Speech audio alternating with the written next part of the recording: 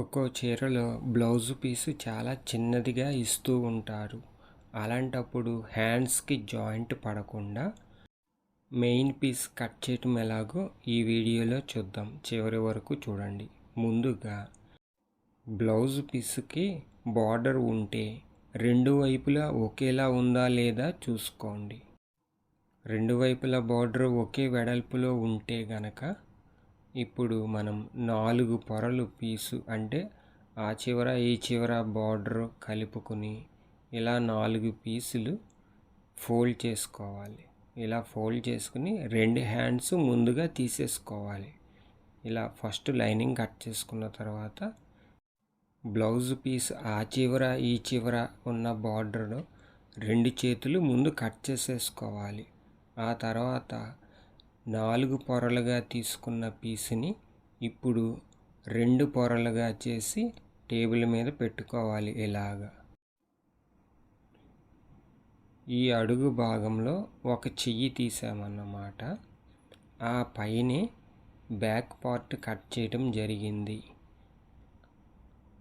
ఆ చివర వైపు రెండో చెయ్యి తీసాము ఇటువైపు. అంటే ఈ చివర ఆ చివర కలిపి రెండు చేతులు కట్ అయ్యాయి. ఇప్పుడు ఇక్కడ బ్యాక్ పార్ట్ తీసాము చెయ్యి పైన. ఇప్పుడు మనకి మెయిన్ ఫ్రంట్ పార్ట్ కావాలి.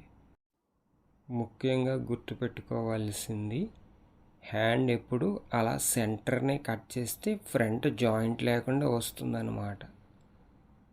సెంటర్లో కట్ చేయాలన్నమాట. బార్డర్ సెంటర్లో హ్యాండ్ ఈ చివర ఆ చివర బార్డర్ సెంటర్లో కట్ చేస్తే అక్కడ ఫ్రంట్ పార్ట్ జాయింట్ లేకుండా వచ్చేస్తుంది.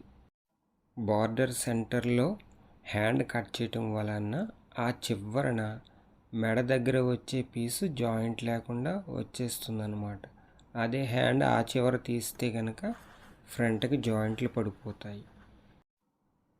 సింపుల్గా చెప్పాలంటే ఆ చివర ఈ చివర సెంటర్లో హ్యాండ్స్ కట్ చేయాలి.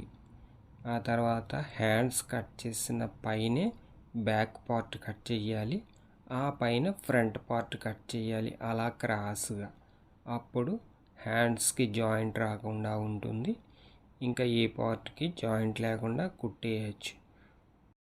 షేప్ బిట్టు అలా బ్యాక్ పార్ట్ తీసిన పక్కనే షేప్ బిట్టు కూడా కటింగ్ అయిపోతుంది.